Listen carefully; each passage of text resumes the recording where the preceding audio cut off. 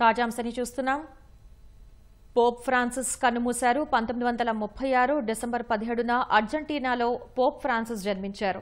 2013 మార్చి 13న 266వ పోప్గా Pope Francis ఎన్నికయ్యారు. America నుంచి పోప్గా ఎన్నికైన మొట్టమొదటి వ్యక్తిగా ఆయన నిలిచారు.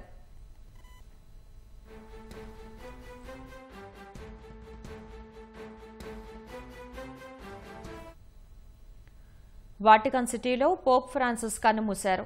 1936 డిసెంబర్ 17న అర్జెంటీనాలో జన్మించిన పోప్ ఫ్రాన్సిస్ 2013 మార్చి 13న 266వ పోప్గా ఎన్నికయ్యారు.